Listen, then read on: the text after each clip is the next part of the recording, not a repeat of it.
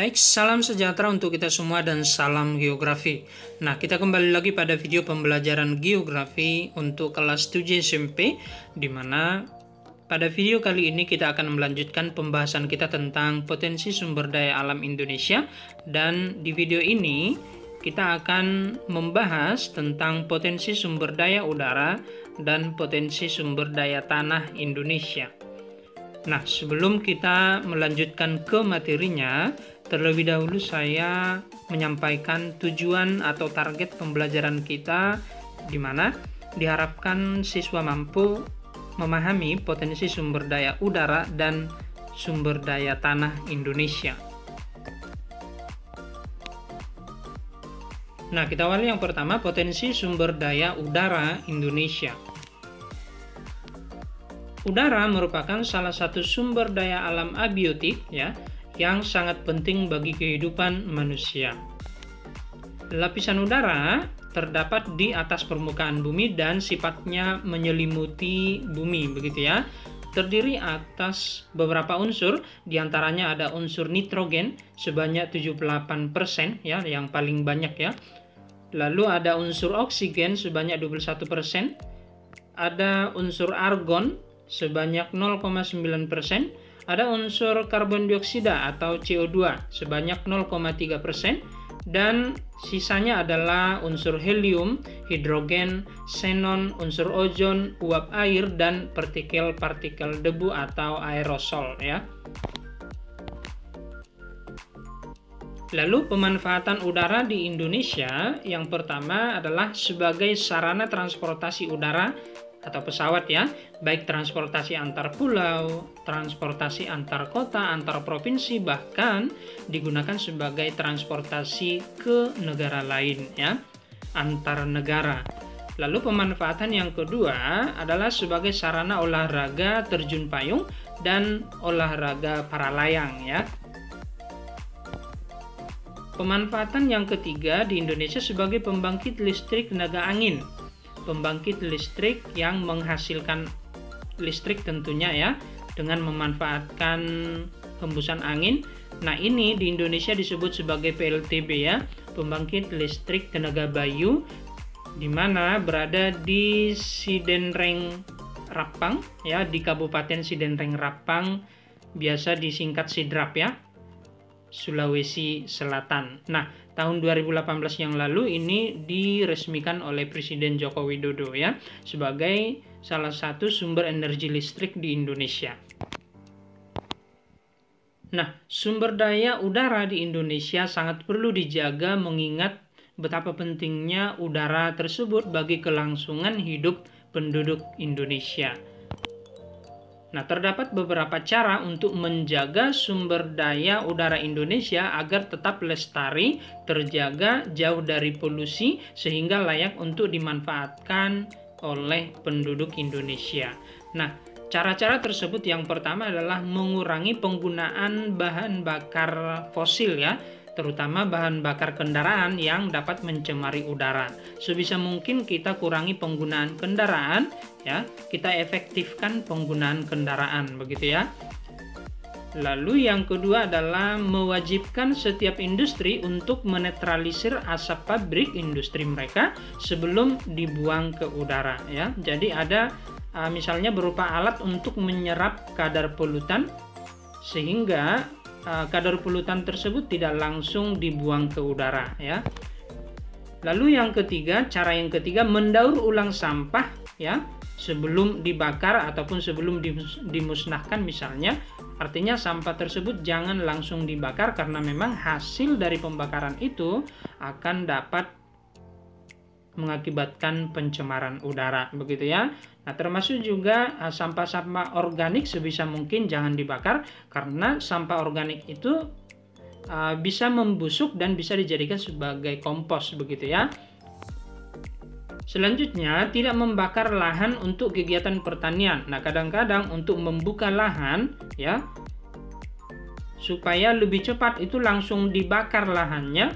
Nah, ini kadang-kadang bisa menghasilkan kadar asap yang sangat besar, yang sangat banyak dan mencemari udara tentunya jadinya ya. Selanjutnya adalah cara selanjutnya memperbanyak ruang terbuka hijau di perkotaan ya, atau taman kota ya, termasuk juga pepohonan di perkotaan ya. Karena apa? Karena sifatnya ruang terbuka hijau ini akan dapat menyerap kadar polutan ya. Pepohonan juga akan dapat menyerap kadar polutan yang dihasilkan oleh rumah tangga, kendaraan, termasuk juga industri di perkotaan ya. Nah, kemudian melestarikan hutan sebagai penyerap polutan udara. Jadi, hutan yang begitu luas di Indonesia sebisa mungkin jangan dikurangi lagi, jangan dirusak lagi seperti itu ya. Sebisa mungkin diberantas semua para pelaku illegal logging, pembakar hutan misalnya, sehingga memang hutan tersebut dapat tetap lestari, terjaga kelestariannya dan dapat berfungsi optimal sebagai penyerap kadar-kadar polutan yang berada di udara seperti itu. Kita lanjut yang kedua, yaitu potensi sumber daya tanah Indonesia. Nah, tanah merupakan lapisan paling atas permukaan bumi dan berasal dari pelapukan atau penghancuran batuan serta bahan-bahan organik yang telah bercampur dengan batuan lapuk tersebut, begitu ya. Nah, terbentuknya tanah dipengaruhi oleh 5 hal atau 5 faktor. Faktor yang pertama adalah batuan induk. Nah, batuan induk ini merupakan unsur utama pembentuk tanah. Bisa kita sebut sebagai bakal terbentuknya tanah, begitu ya, asal dari tanah tersebut. Lalu yang kedua adalah iklim. Nah, iklim ini mengakibatkan atau mempengaruhi pelapukan atau penghancuran dari batuan induk tersebut sehingga akan menjadi tanah, begitu ya. Secara umum, iklim ini yang menjadi bagian dari iklim tersebut maksudnya adalah tingkat curah hujan dan tingkat suhu ya. Suhu udara dan tingkat curah hujan itulah yang akan mempengaruhi pelapukan ataupun penghancuran batuan induk tersebut. Lalu yang ketiga adalah organisme. Organisme dalam hal ini akan membantu dalam proses pelapukan ataupun penghancuran dari batuan induk juga ya. Seperti berbagai jenis semut misalnya ataupun cacing tanah yang turut mempengaruhi proses cepatnya penghancuran batuan induk. Nah, lalu selanjutnya adalah topografi. Topografi ini kita artikan sebagai ketinggian tempat ya, di mana akan mempengaruhi pelapukan batuan induk juga. Jadi hubungan dari topografi ini atau ketinggian tempat ini adalah ke suhu udara. Kita tahu bahwa semakin naik atau semakin tinggi, maka suhu udara akan semakin berkurang ya. Nah, jadi perubahan suhu atau kondisi suhu yang dingin, kondisi suhu yang panas itu akan turut mempengaruhi pelapukan atau penghancuran batuan induk yang tadi ya. Yang terakhir adalah waktu ya atau usia batuan tersebut. Artinya apa? Bahwa semakin lama batuan tersebut akan semakin mudah melapuk atau semakin mudah hancur sehingga akan menjadi tanah. Nah, kelima faktor inilah yang akan mempengaruhi terbentuknya tanah. Nah, berbagai jenis tanah di Indonesia kita bisa lihat. Yang pertama ada jenis tanah aluvial atau sering juga disebut dengan tanah endapan, di mana tanah ini terbentuk dari hasil pengendapan air sungai di daerah yang lebih rendah. Ya, artinya sungai akan membawa lapisan tanah atas dari hulu sungai, dari lapisan atas begitu ya, membawa ke lapisan yang lebih rendah dan mengendapkannya, begitu ya. Nah, tanah aluvial kaya akan unsur hara sehingga bersifat subur dan cocok untuk tempat budidaya pertanian dan perkebunan. Biasanya terdapat di sekitar muara-muara sungai. Jenis tanah yang kedua adalah tanah vulkanis. Tanah vulkanis adalah tanah yang sudah bercampur dengan abu vulkanis yang berasal dari gunung api saat meletus, begitu ya. Nah, tanah vulkanis bersifat subur. Banyak kita temukan di lereng-lereng gunung berapi. Yang ketiga adalah tanah organosol, sering juga kita sebut sebagai tanah gambut.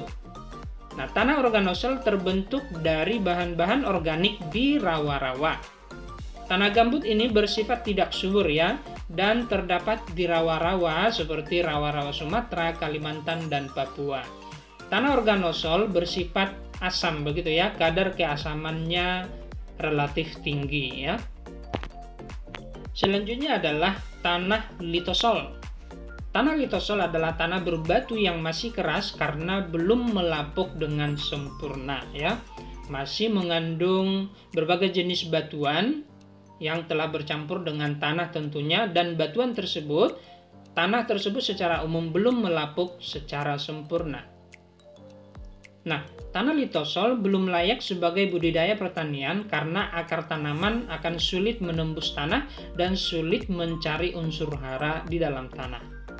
Tanah litosol terdapat di lereng-lereng pegunungan ya.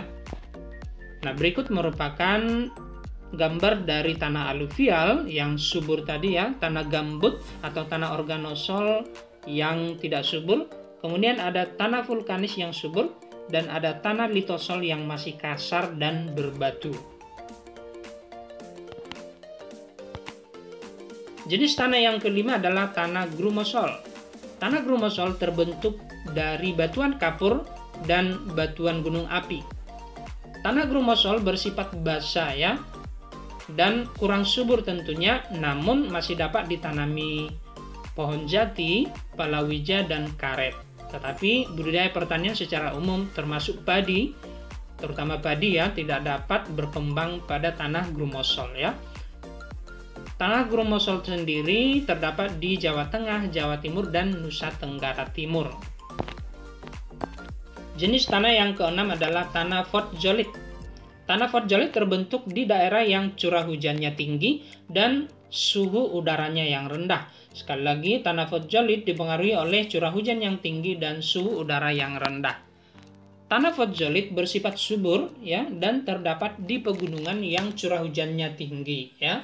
Di daerah pegunungan sifatnya kan tinggi ya, sehingga saya katakan tadi di awal bahwa semakin tinggi suhunya semakin rendah begitu ya. Jadi sekali lagi, fotzolit ini dipengaruhi curah hujan yang tinggi dan suhu yang rendah. Terdapat di pegunungan yang curah hujannya tinggi.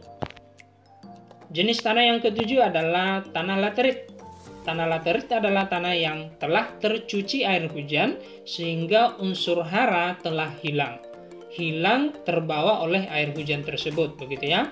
Nah, tanah ini tidak subur tentunya karena unsur haranya yang hilang. Nah, terdapat di daerah Kalimantan Barat, Lampung, Sulawesi Tenggara, dan Banten. Jenis tanah yang kedelapan adalah tanah pasir. Tanah pasir adalah tanah berpasir tentunya dan berkerikil ya. Sehingga secara umum tanah pasir ini memiliki butiran yang kasar. Tanah pasir bersifat tidak subur dan terdapat di pantai barat Sumatera ya, Sulawesi, dan Jawa Timur. Berikut merupakan gambar dari tanah grumosol, lalu tanah laterit, tanah fotzolit, dan tanah pasir. Yang kesembilan adalah tanah mergel. Nah, tanah mergel terbentuk dari hasil percampuran kapur, pasir, dan tanah liat. Tanah mergel ini tergolong tanah yang subur dan bisa kita jumpai di daerah Jawa Timur dan Nusa Tenggara. Yang ke-10 adalah tanah Mediteran. Tanah Mediteran ini sering juga kita sebut sebagai tanah kapur ya, di mana terbentuk dari batuan kapur dan batuan sedimen. Batuan sedimen artinya batuan endapan ya. Batuan yang terbentuk dari hasil pengendapan, misalnya pengendapan sungai ya. Partikel-partikel dari sungai akan diendapkan dan mengeras, membatu begitu ya. Batuan sedimen ini akan melapuk kembali dan bercampur dengan batuan kapur sehingga akan membentuk tanah Mediteran begitu ya. Tanah ini bersifat tidak subur dan bisa kita jumpai di daerah Jawa Tengah, Jawa Timur, Nusa Tenggara, dan Maluku. Yang terakhir adalah tanah humus. Tanah humus terbentuk dari daun-daun tumbuhan yang membusuk. Tanah humus tentu bersifat sangat subur dan terdapat pada hutan-hutan yang lebat. Artinya daun-daun hutan tersebut yang bersifat lebat, sehingga daun tersebutlah yang akan membentuk tanah humus ini, begitu ya. Nah, berikut merupakan gambar dari tanah mergel, tanah Mediteran atau tanah kapur, dan tanah humus.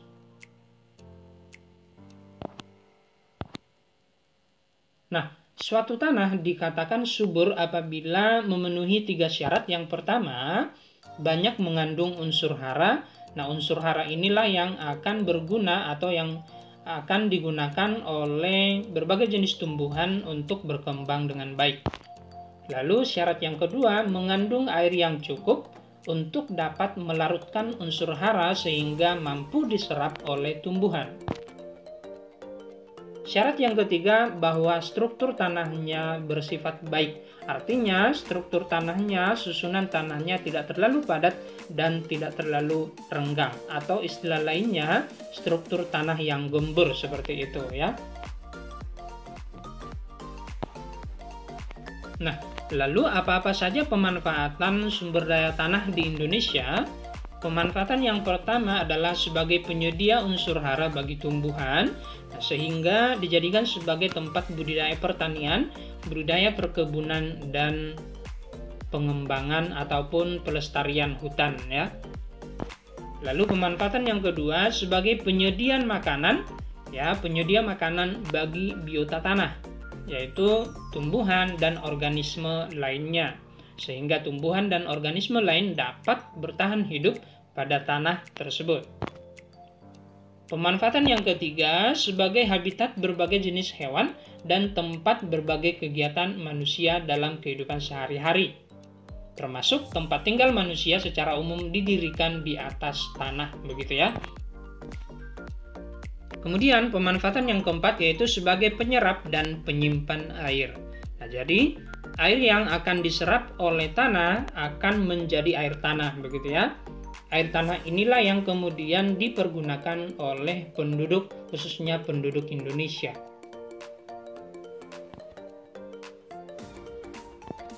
Yang kelima adalah sebagai barang ekonomi melalui kegiatan jual beli lahan atau kegiatan jual beli sebidang tanah. Secara umum di perkotaan harga tanah itu jauh lebih tinggi daripada di daerah desa, begitu ya. Karena apa? Karena persaingan untuk mendapatkan sebidang tanah di kota itu jauh lebih tinggi daripada persaingan di desa. Lalu yang keenam, sebagai bahan baku pembuatan industri batu bata dan industri gerabah yang kemudian dijual ya, dan bernilai ekonomi tentunya ya.